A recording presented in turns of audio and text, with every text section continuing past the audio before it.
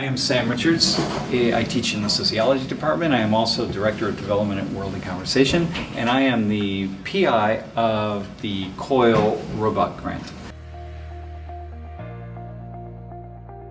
World in Conversation Center for Public Diplomacy trains. Wait a minute, hang on. What do we do? You're the manager for communication. This is Michelle Frisbee, by the way. Hi there. I am the communications manager at World in Conversation, and we exist here in Pond Lab as a training space for undergraduate facilitators who lead conversations with their peers here at Penn State and around the world on contentious, interesting, relevant topics, a lot of times that focus on different social conflicts in our society today.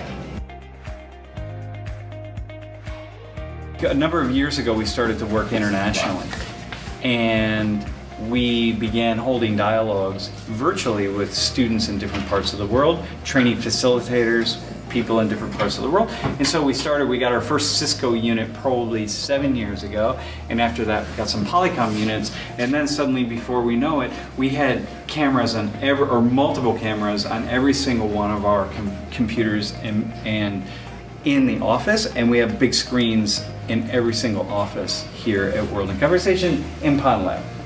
At one point in time, we were told that aside from the Hershey Medical Center, we were doing more video teleconferencing than any other unit at Penn State, which says something.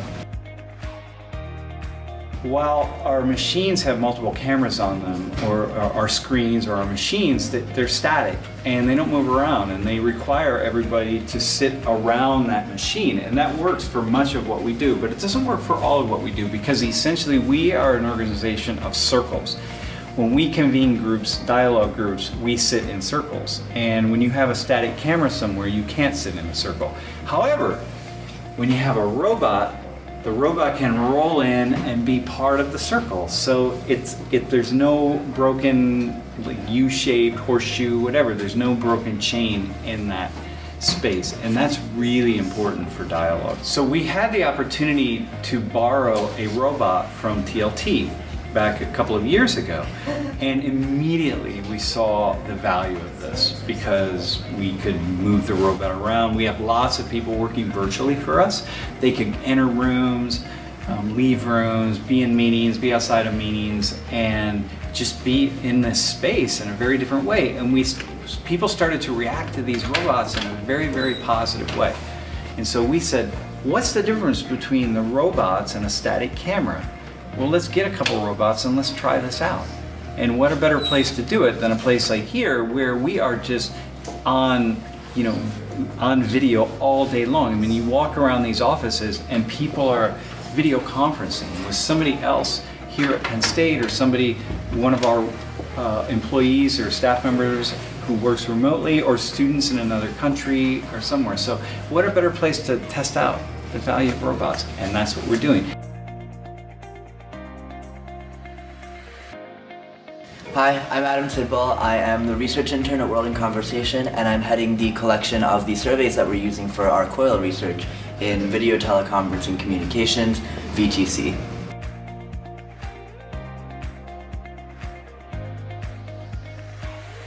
So there's already plenty of extant research on interactions between people through video teleconferencing technology, through computer screens and TV screens, but we're doing research on this technology when it's used through mobile robots. The way we gather data for this research is through the use of surveys. Now, students and other participants come into World in Conversations and have their dialogues with people from all over the world, but to do that, they usually use either the robots or the TV screens in order to communicate with them. At the end of these interactions, students are given a survey in which they fill out information based on the quality of their dialogue. In the mix, there are students that come in and only have one dialogue and only use this technology once, but there are also participants that end up being in here every day using this technology, so we have a really wide array of responses from people that have used it any number of times.